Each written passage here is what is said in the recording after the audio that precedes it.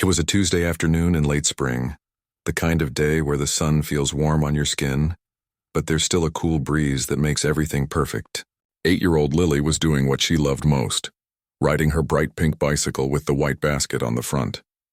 She'd gotten it for her birthday just 3 months ago, and every day after school, she couldn't wait to ride it around the neighborhood. The sidewalk in front of her house wasn't very wide, but it was smooth and safe. Her mom, Christine, always told her to stay on the sidewalk, never go in the street. Lily was a good kid. She always wore her helmet, even though some of the other kids made fun of her for it. She always followed the rules. That's just who she was. Christine was inside the house folding laundry and watching her daughter through the living room window. She did this every single day. Some people might think she was being overprotective, but Christine didn't care what anyone thought. Lily was her whole world. After her husband passed away 2 years ago from cancer, it had been just the two of them. Every moment mattered. Lily was singing to herself as she pedaled, some song she'd learned at school that week. Her brown ponytail swung back and forth as she rode.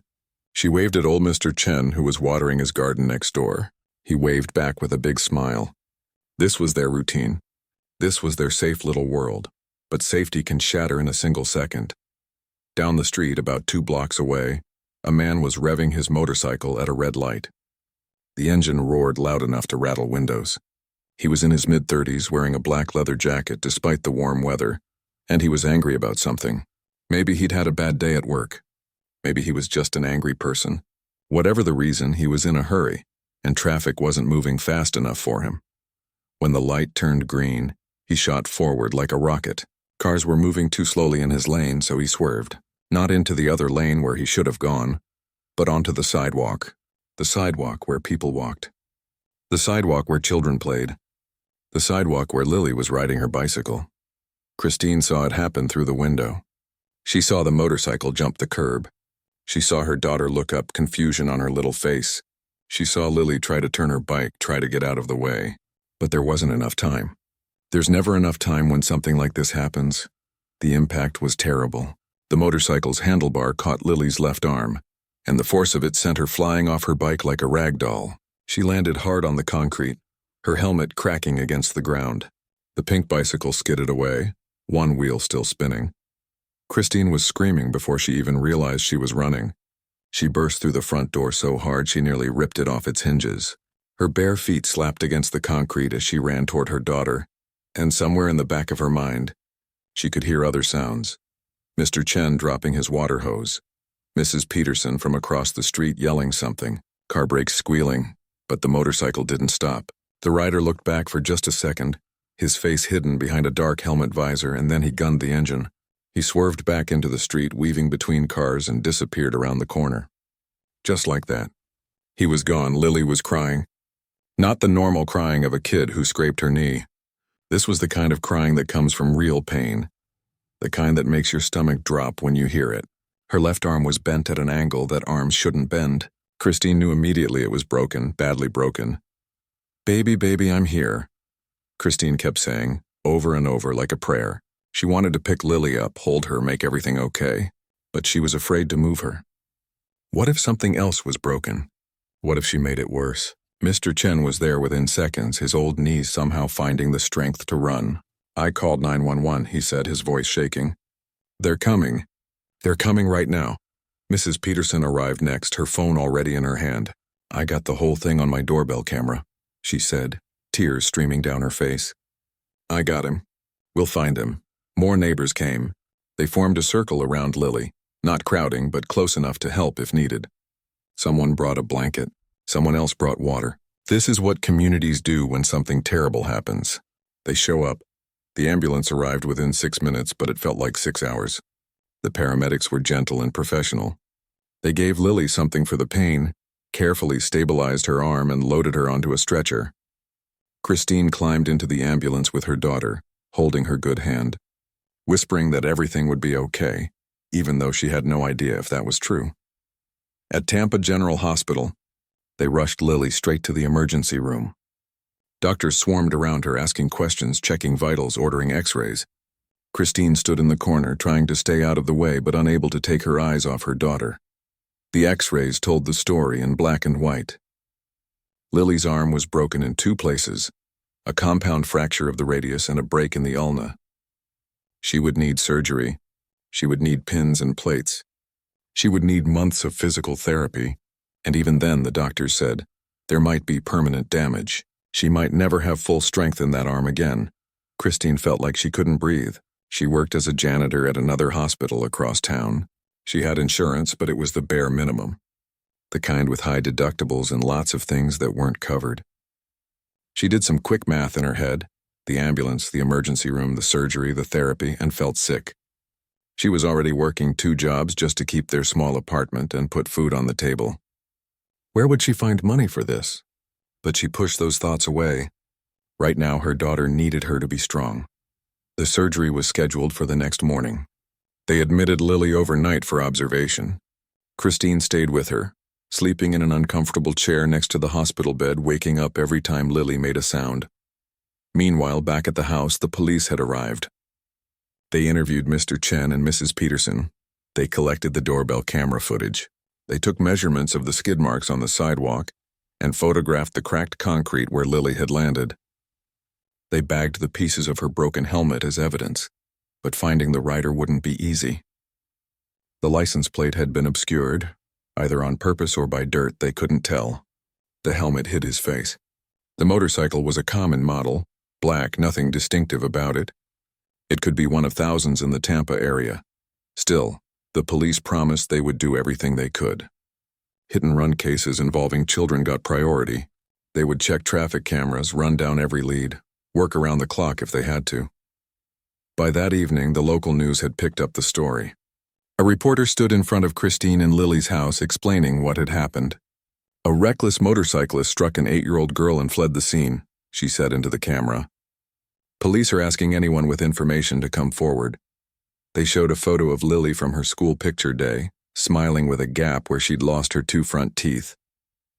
They showed her mangled pink bicycle still lying on the sidewalk. They interviewed Mrs. Peterson, who could barely get through her statement without crying. Someone at the news station posted the story on social media. Then someone shared it. Then someone else. By midnight, thousands of people had seen it. Comments poured in. People were angry. People were heartbroken. People wanted to help. In her hospital room, Christine had no idea any of this was happening. She was focused entirely on her daughter, who was sleeping fitfully thanks to the pain medication. Lily's left arm was in a temporary splint, waiting for surgery in the morning. Her face was pale except for the scrapes on her cheek and forehead. Christine kept thinking about that moment when she saw it happen through the window. She kept thinking about how helpless she'd felt, how far away she'd been, how she couldn't protect her baby. What kind of person hits a child and just drives away? What kind of person cares so little about another human being? She tried not to be bitter. She tried not to be angry. But sitting there in that hospital room, watching her daughter suffer, it was hard not to feel like the world was a cruel place sometimes. What Christine didn't know, what she couldn't possibly know, was that this story was about to take a turn that nobody expected. That video from Mrs. Peterson's doorbell camera was making its way through the internet, moving from one screen to another, spreading further with each share, and eventually, it would land on the right screen, the screen of someone who could actually do something about it. Someone who wouldn't just feel bad and move on to the next post. Someone who had the resources and the heart to turn this tragedy into something different. But that was still to come. For now, Christine sat in the dark hospital room holding her daughter's hand, praying for the surgery to go well, praying for the strength to get through whatever came next. Outside, the sun had set. The hospital hallways were quiet except for the occasional beep of a monitor or the soft footsteps of nurses making their rounds. Somewhere in Tampa, a man in a black leather jacket was probably sleeping soundly, not giving a second thought to the little girl whose life he'd changed forever. But the internet doesn't forget. And sometimes when terrible things happen, the world finds a way to push back. Sometimes heroes show up in the most unexpected ways. Lily's story was just beginning, and it was about to become much bigger than anyone could have imagined. The surgery took 4 hours, 4 hours that felt like 4 days to Christine. She sat in the waiting room staring at the clock on the wall, watching the second hand make its endless circles. Other families came and went. Some got good news. Some got news that made them cry. Christine just waited. When the surgeon finally came out, still in his blue scrubs, Christine jumped up so fast she nearly knocked over her chair. The doctor smiled, and that smile was the first good thing she'd seen in 24 hours. "The surgery went well," he said. "We had to put 2 pins and a small plate in her arm, but everything lined up nicely. She's young and kids heal fast. With proper physical therapy, she should recover most of the function in that arm. Most of the function. Not all of it." But Christine would take what she could get. She thanked the doctor about a dozen times, maybe more. She wasn't even sure what she was saying. Relief does funny things to your brain. They let her see Lily in recovery. Her daughter was still groggy from the anesthesia. Her left arm now in a proper cast that went from her hand almost to her shoulder. She looked so small in that hospital bed, surrounded by machines and tubes. But she was alive. She was going to be okay. That's what mattered. "Hey, baby," Christine whispered, brushing hair away from Lily's forehead. "You did so good. You're so brave." Lily's eyes fluttered open. "Mom?" Her voice was scratchy and weak. "It hurts. I know, sweetheart. I know, but the doctors fixed your arm. You're going to get better. Where's the man?" Lily asked, and Christine's heart broke a little more. "The man on the motorcycle. Did he say sorry?" Christine didn't know what to say. How do you explain to an 8-year-old that some people in this world don't care? That some people hurt others and just drive away? She settled for a simple answer. "The police are looking for him, honey. They're going to find him." She hoped that was true. She really, really hoped that was true. What Christine didn't know was that at that exact moment, about 1,500 miles away in Los Angeles, someone was watching the video of her daughter getting hit. Someone with the power to actually do something about it. John Cena was sitting in his home office, scrolling through his phone between meetings. As one of WWE's biggest stars, he was used to seeing all kinds of things on social media. Funny videos, fan art, people asking for autographs or meet and greets. But this video stopped him cold. He watched it once. Then he watched it again. A little girl on a pink bike. A motorcycle swerving onto the sidewalk. The impact. The girl flying through the air. And then the rider just leaving, not stopping, not helping, just gone. John had granted over 650 wishes through the Make-A-Wish Foundation. He'd met kids fighting cancer, kids with heart conditions, kids who were fighting battles that would break most adults. And he'd seen firsthand how much a little bit of kindness could mean to a family going through hell. This girl wasn't sick, but she was a victim. And something about the story hit him hard. Maybe it was the way she'd been following all the rules, riding on the sidewalk like she was supposed to. Maybe it was the fact that the person who hurt her just didn't care. Whatever it was, John knew he couldn't just scroll past this one. He made a call to his coordinator at the Make-A-Wish Foundation. "Hey, I just saw a story about a little girl in Tampa who got hit by a motorcycle. Hit and run. The video's all over social media. Can you find out more about her situation?" His coordinator knew better than to ask why. When John Cena wanted to help someone, you just helped him help them. Within an hour, she had the information. The girl's name was Lily. Her mom was Christine's single mother, worked 2 jobs. The medical bills were already piling up and they hadn't even left the hospital yet. The police were investigating, but they didn't have any solid leads on the rider. John sat back in his chair thinking. This needed more than just a hospital visit. This needed something bigger. And he knew exactly who to call. Dwayne Johnson, The Rock, was in Florida actually. He was doing some filming for a new movie in Miami, just a few hours south of Tampa. He and John went way back to their early days in WWE when they were just young guys trying to make names for themselves. They'd had some legendary matches. They'd become some legendary friends. The Rock picked up on the second ring. "John Cena, to what do I owe the pleasure? DJ, I need your help with something." John pulled the video up on his computer again. "I'm about to send you a video. Watch it and then let's talk." There was a pause while The Rock watched. John could almost feel his friend's mood shift through the phone. When The Rock spoke again, his voice had changed. It was quieter, more serious. "That's messed up, man. That's really messed up. I know. And here's the thing. This little girl and her mom, they're struggling. The mom works as a janitor. She's got no support system. And now she's looking at months of medical bills and therapy costs. I want to do something about it. What are you thinking?" "I'm thinking we do more than just visit her in the hospital. I'm thinking we make sure this guy gets caught. I'm thinking we make sure this family doesn't have to worry about money while they're trying to heal. And I'm thinking you and we make some noise about this." The Rock was quiet for a moment. He had 3 daughters of his own. The thought of someone hitting one of them and driving away made his blood boil. "I'm in. What do you need from me?" "I need you to help me put up a reward. Something big enough that people will actually pay attention. And I need your presence, man. When both of us show up for something, people listen. I'm filming until Thursday, but I can drive up to Tampa Friday morning. Let's make this happen." They spent the next hour on the phone making plans.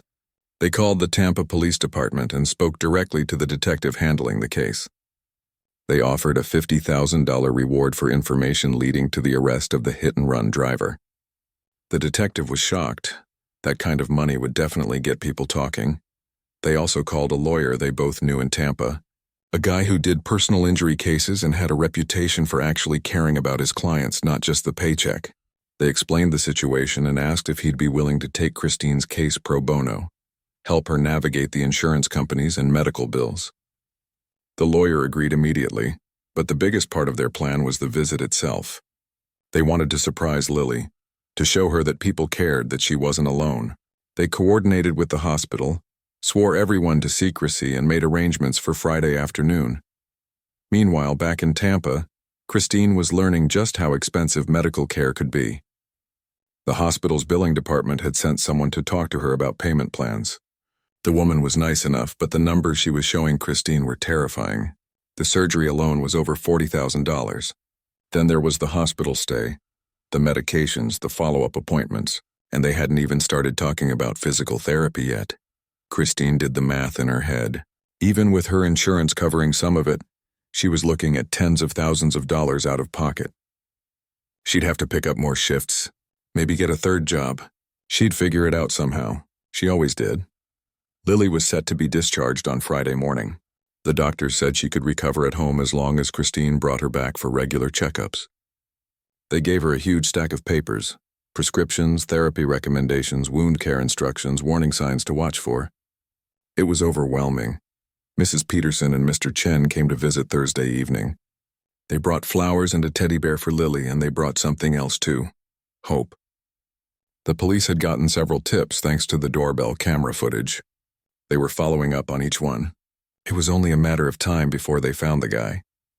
"That video's been shared thousands of times now," Mrs. Peterson said. "Everyone's talking about it.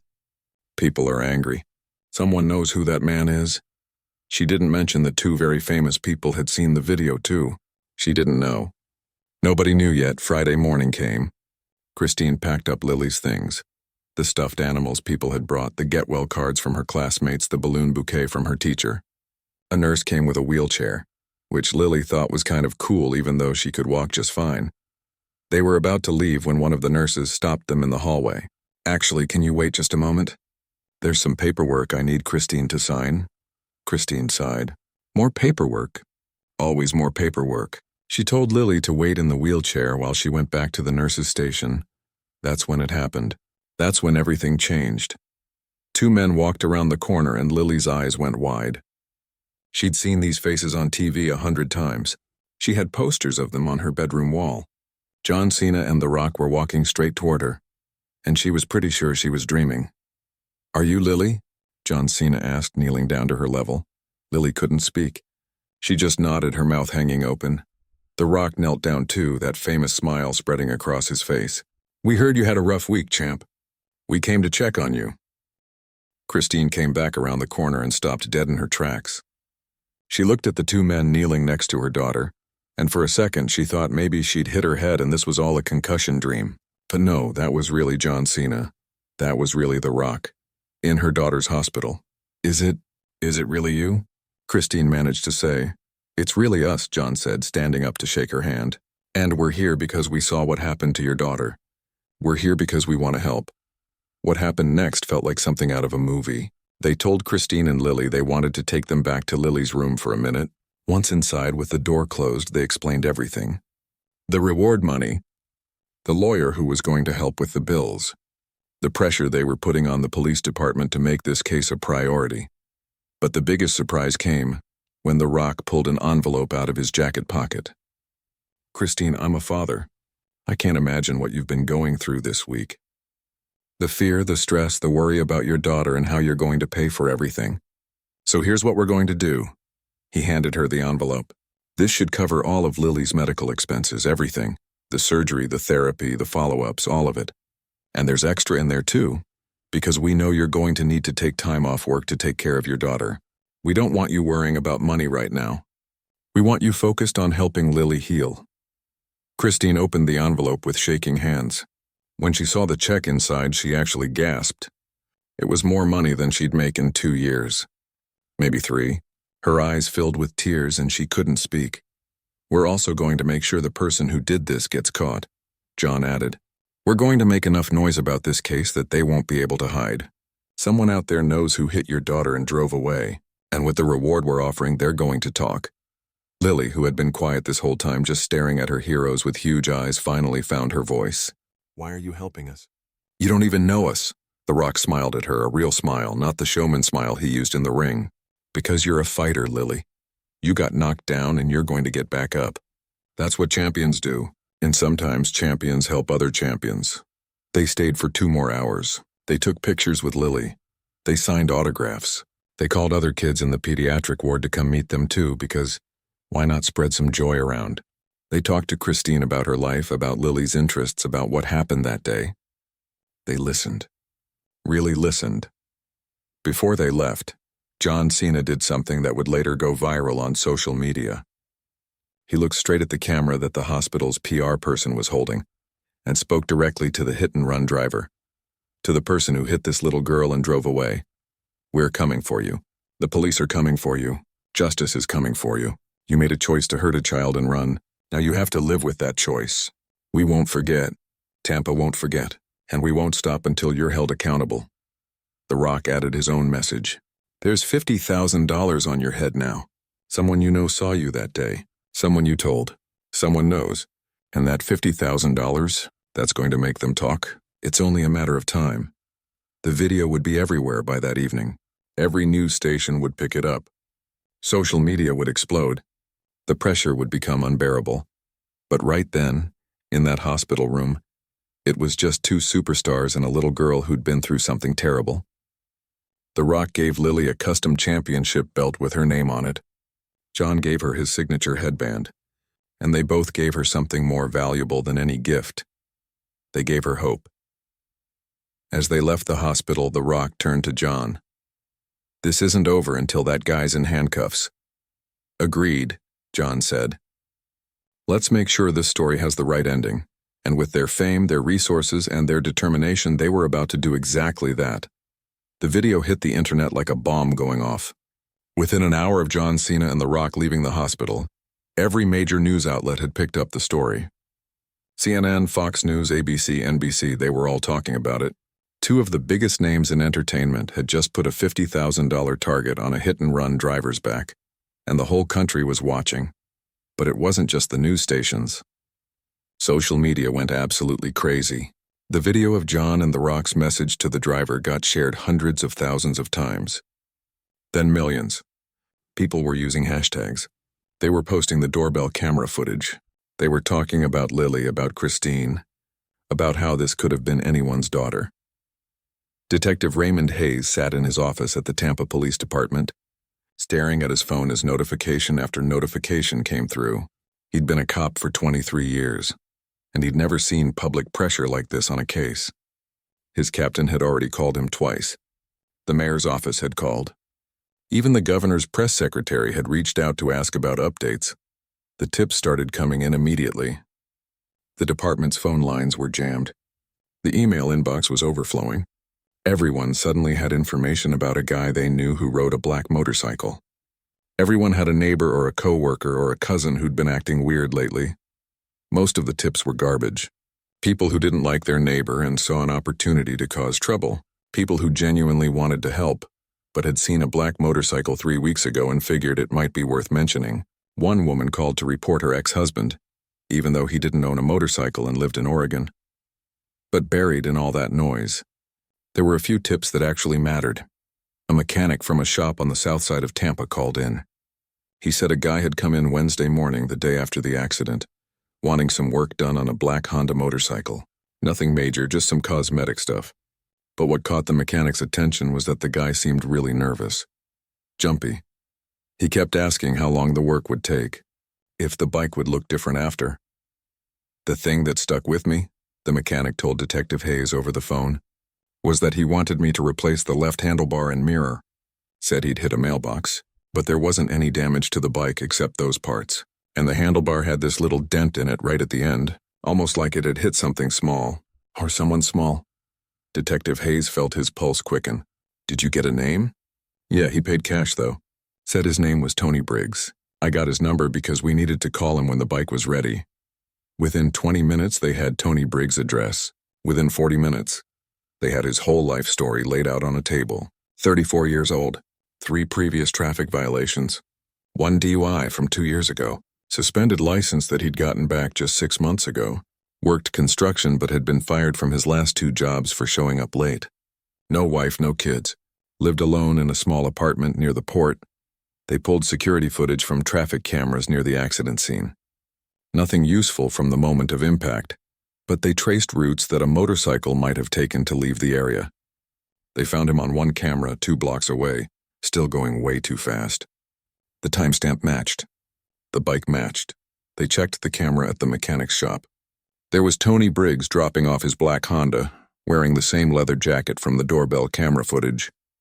His face was clear as day. They had him. Detective Hayes called his team together. 6 officers, all experienced, all ready to go. We're going to do this by the book, he told them. This case has the whole country watching. No mistakes, no problems.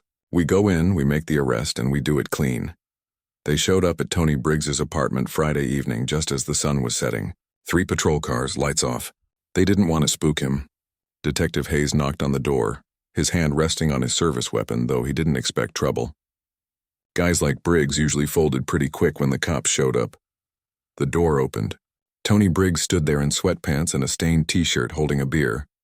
He looked at the detective, then at the uniforms behind him, and his face went pale. Tony Briggs? Detective Hayes asked, though he already knew the answer. Yeah?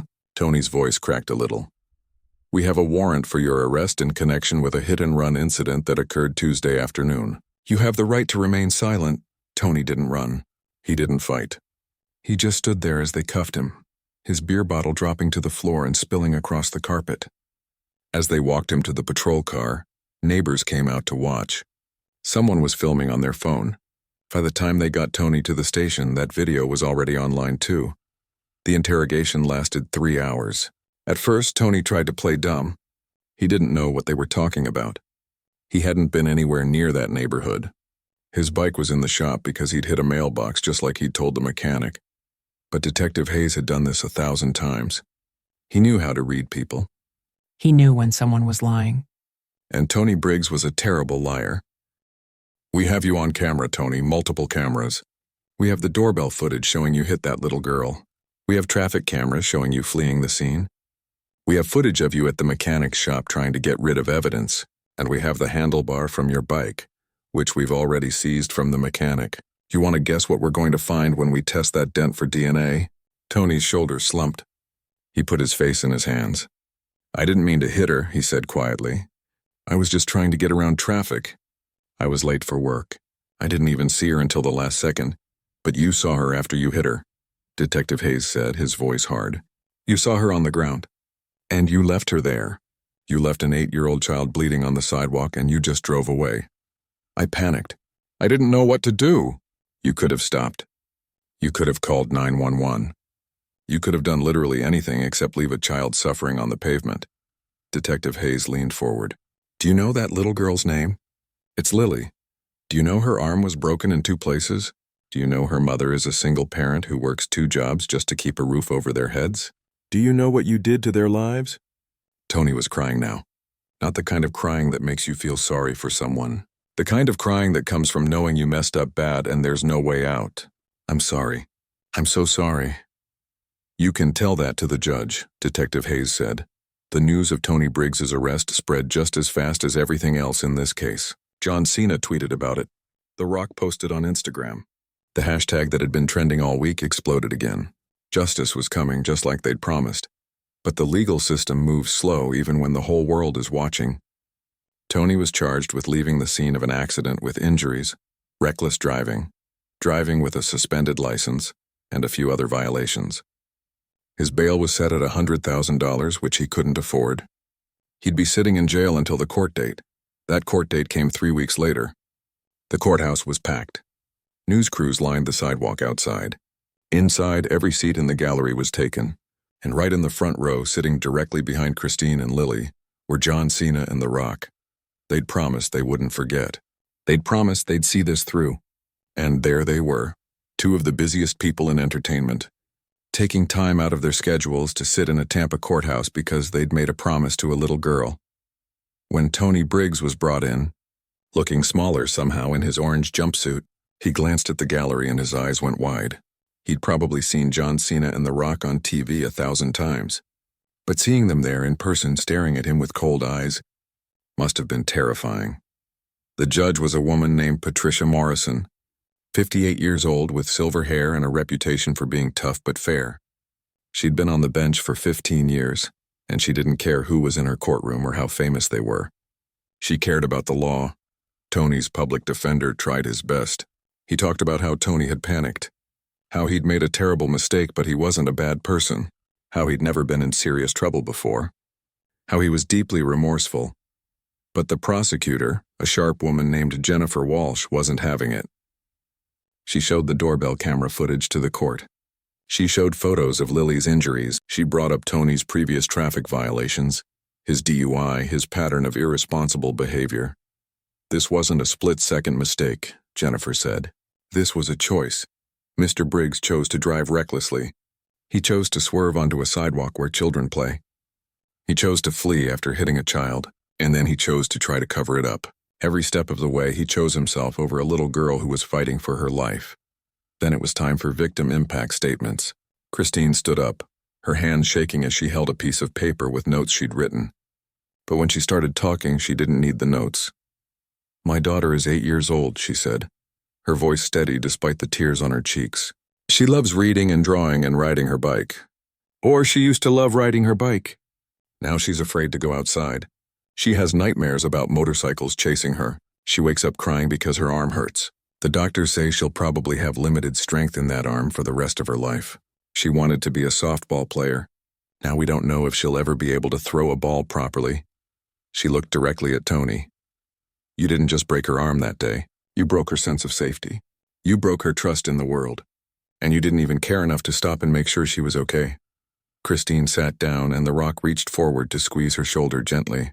A gesture of support, of solidarity.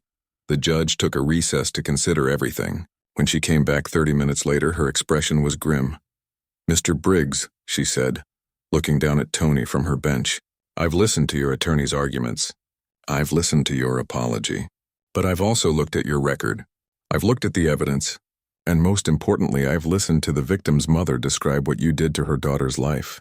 She paused, letting the silence fill the courtroom. "What you did wasn't just illegal. It was cowardly.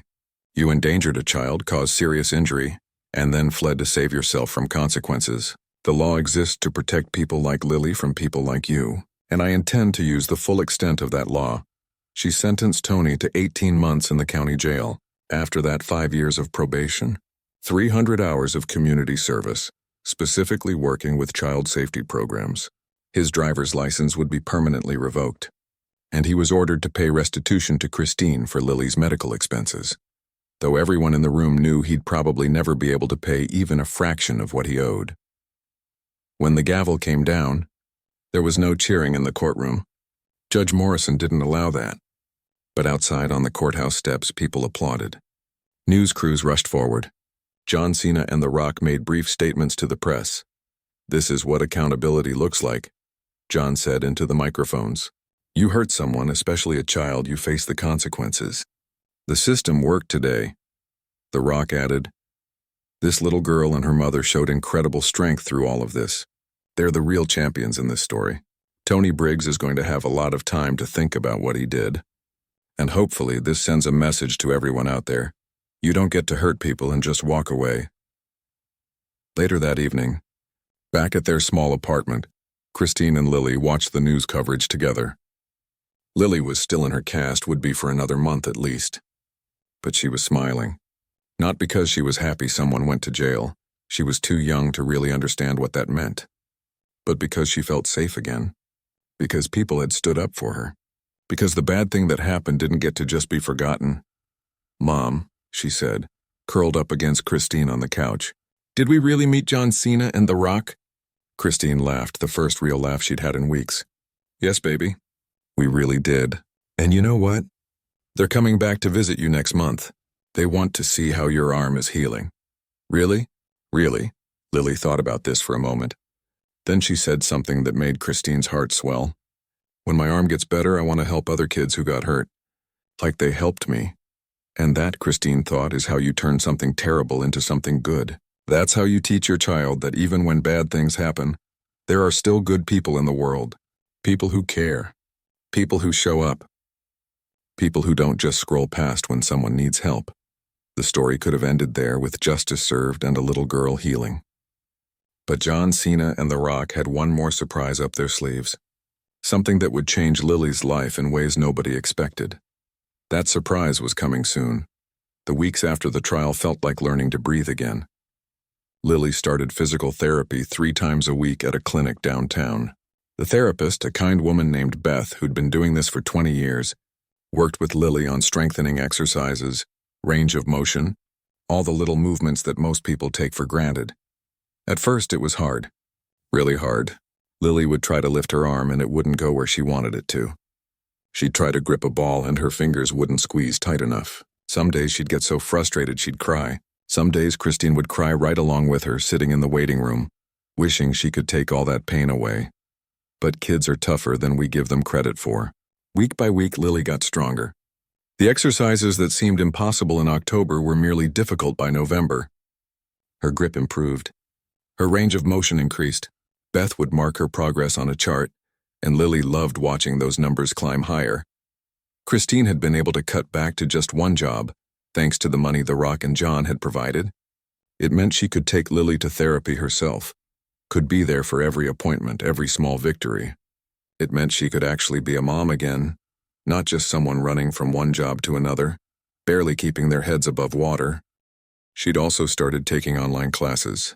2 nights a week after Lily went to bed, Christine would sit at their small kitchen table with her laptop and study nursing. It was something she'd always wanted to do but never had the time or money for. Now somehow she had both. The universe had taken something terrible and twisted it into an opportunity. True to their word, John Cena and The Rock stayed in touch. Not just token gestures either. Real, genuine contact. John would FaceTime with Lily every couple of weeks, asking about her therapy, about school, about her friends. He'd send her motivational videos when Beth told him she'd had a particularly tough session. The Rock did something even more unexpected. He'd created a private Instagram account just for Lily, where he'd post silly photos of himself at the gym or on movie sets, always with captions designed to make her laugh. "Just did 100 push-ups. Your turn, champ. Okay, you can do 5. Work your way up." Stuff like that. Little things that reminded Lily she had people in her corner. But the surprise they'd mentioned, that was still coming. It arrived in the form of a phone call in early December. Christine was washing dishes when her phone rang. Unknown number. She almost didn't answer, probably a spam call, but something made her pick up. "Is this Christine?" A woman's voice, professional but friendly. "Yes, who's calling?" "My name is Rachel, and I'm calling on behalf of John Cena and Dwayne Johnson. They wanted me to ask you something. Would you and Lily be available to travel to Tampa Bay on December 15th? Christine dried her hands on a dish towel, confused. "Travel? We live in Tampa." "Oh, I know. I meant travel to the stadium. The Tampa Bay Rays are having a special community event that day, and John and Dwayne would like Lily to participate in something. If you're comfortable with it, of course." "Participate in what?" "They'd like her to throw the ceremonial first pitch." Christine nearly dropped the phone. "The first pitch? At a real baseball game?" "Well, not a game exactly. It was the off-season, but still. A stadium, a crowd. Throwing a pitch with the arm that had been broken, the arm she'd been working so hard to heal. I don't know if her arm is ready for that," Christine said carefully. "We've actually been coordinating with Beth, her physical therapist. She thinks Lily's ready. It doesn't have to be a hard throw, just a gentle toss. But the symbolism of it, of using that arm to do something positive, something public, Beth thinks it could be really good for Lily's confidence." Christine thought about her daughter. Thought about how hard she'd been working. Thought about the nightmares that were finally starting to fade. Thought about how Lily had said she wanted to help other kids. Okay, Christine said. We'll do it. The next 2 weeks were a flurry of preparation. Beth worked with Lily on the throwing motion, making sure she could do it safely without risking re-injury. They practiced with a soft foam ball at first, then gradually worked up to a real baseball. Lily's throw wasn't going to win any awards. It was gentle and cautious, but she could do it. That's what mattered. The Rays organization went all out. They sent Lily a custom jersey with her name on the back. They coordinated with local children's hospitals to invite other kids who'd overcome injuries or illnesses. This wasn't just about Lily anymore. It was becoming something bigger. John and The Rock both cleared their schedules. John was supposed to be filming in Vancouver that week, but he moved things around. The Rock pushed a press junket back 2 days. They'd made a promise to see this through, and they meant it. December 15th arrived cold and clear. Tropicana Field, the Rays' indoor stadium, was hosting what they called Community Courage Day. About 5,000 people showed up. Not a full crowd by baseball standards, but plenty of people. Families, kids, local organizations. The energy in the building was electric. Lily was nervous. Christine could see it in the way she kept fidgeting with her jersey, in the way she held her left arm close to her body, protective. They were in a private room under the stadium waiting. Beth was there, offering last-minute encouragement. A Rays representative kept popping in with updates. Then the door opened and John Cena walked in, followed by The Rock. Both were wearing Rays jerseys too. There's our pitcher, The Rock boomed, his smile lighting up the room. He scooped Lily into a gentle hug. You ready for this, champ? I'm scared, Lily admitted, her voice small. What if I can't throw it? What if everyone laughs? John knelt down in front of her, taking her good hand in his. You know what I do when I'm scared? When I'm about to go out in front of thousands of people and I'm worried I'll mess up? Lily shook her head. I remember that everyone out there wants me to succeed. They're not there hoping I'll fail. They're there cheering for me. And you know what? Every single person in that stadium today is cheering for you. They know what you've been through. They know how hard you've worked. Whether that ball goes 10 feet or 50 feet, they're going to cheer like crazy. Because you're not just throwing a baseball, Lily. You're showing everyone that you don't let bad things keep you down. The Rock added, and hey, you've got us going out there with you. If anything goes wrong, we'll just start wrestling in the middle of the field. That'll distract everyone. He winked and Lily giggled despite her nerves. When it was time, they walked through the tunnel together, Lily in the middle, John on one side, The Rock on the other, Christine right behind them. The roar of the crowd got louder as they approached the field. Then they stepped out into the light and the noise became overwhelming. 5,000 people on their feet cheering. The stadium's big screen showed Lily's face, showed her story in quick clips. The doorbell footage, carefully edited to not show the impact. Photos of her in the hospital, clips from the trial, images of her working hard in physical therapy. The announcer's voice boomed over the speakers. Ladies and gentlemen, please welcome Lily and her mother, Christine. 10 weeks ago, Lily was the victim of a terrible hit-and-run accident that left her with a shattered arm. But with the support of her community, the advocacy of John Cena and The Rock, and her own incredible determination, she's here today to show us all what courage looks like. The cheering got even louder, if that was possible. Lily looked up at the crowd, her eyes wide. Christine was crying happy tears, trying to film everything on her phone with shaking hands.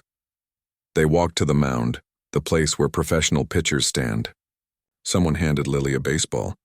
It looked huge in her small hand. John and The Rock stepped back, giving her space but staying close enough that she knew they were there. The Rays mascot, Raymond, was behind home plate in full catcher's gear, ready to receive the pitch. He gave Lily an exaggerated thumbs up that made her smile. Beth had taught her to throw from a shorter distance to protect her healing arm.